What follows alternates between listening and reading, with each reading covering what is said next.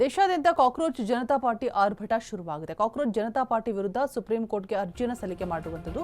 Cockroach Janata party ವಿರುದ್ಧ CBI ತನಿಖೆಗೆ ಒತ್ತಾಯಿಸಲಾಗ್ತಾ ಇದೆ. ಮತ್ತೊಂದು ಕಡೆ ದೇಶಾದ್ಯಂತ ಕಾಕ್ರೋಚ್ ಜನತಾ ಪಾರ್ಟಿ ಆರ್ಭಟ ಆರಂಭ ಆಗಿದೆ. ಕಾಕ್ರೋಚ್ ಜನತಾ ಪಾರ್ಟಿ ವಿರುದ್ಧ ಸುಪ್ರೀಂ ಕೋರ್ಟ್ಗೆ ಅರ್ಜಿಯನ್ನು ಕೂಡ ಸಲ್ಲಿಕೆ ಮಾಡಲಾಗಿದೆ. ಕಾಕ್ರೋಚ್ ಜನತಾ ಪಾರ್ಟಿ ವಿರುದ್ಧ ಸಿಬಿಐ ತನಿಖೆಗೆ ಒತ್ತಾಯಿಸಲಾಗ್ತಾ ಇರುವಂಥದ್ದು.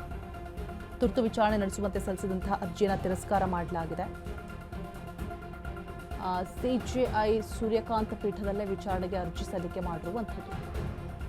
ಈ ಪ್ರಕರಣದಲ್ಲಿ ಅಂತಹ ಗಂಭೀರ ತುರ್ತು ಏನಿಲ್ಲ.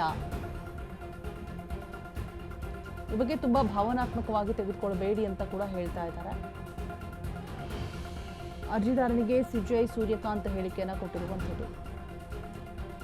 ಕಾಕ್ರೋಚ್ ಜನತಾ ಪಾರ್ಟಿಯ ವಿರುದ್ಧ ಸುಪ್ರೀಂ ಕೋರ್ಟ್ಗೆ ಅರ್ಜಿ ಸಲ್ಲಿಕೆ ಮಾಡಿರುವಂತಹ ವಿಚಾರವಾಗಿ ಸಿಜೆಐ ಸೂರ್ಯಕಾಂತ್ ಮಾತನಾಡಿದ್ದಾರೆ.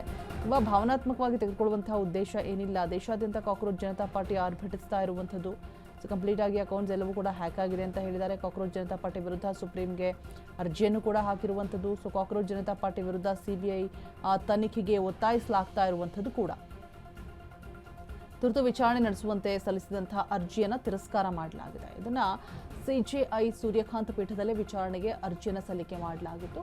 ಸಿಜೆಐ ಸೂರ್ಯಕಾಂತ್ ಈ ಪ್ರಕರಣವನ್ನು ಅಂತ ಗಂಭೀರ ತುರ್ತು ಅಂತದ್ದು ಏನಿಲ್ಲ, ಅಷ್ಟು ಸೀರಿಯಸ್ ಆಗಿ ಭಾವನಾತ್ಮಕವಾಗಿ ತೆಗೆದುಕೊಳ್ಬೇಡಿ, ಈ ಬಗ್ಗೆ ತುಂಬಾ ಭಾವನಾತ್ಮಕವಾಗಿ ತೆಗೆದುಕೊಳ್ಳುವಂತಹ ಅವಶ್ಯಕತೆ ಇಲ್ಲ ಅಂತ ಹೇಳ್ತಾ ಇದ್ದಾರೆ.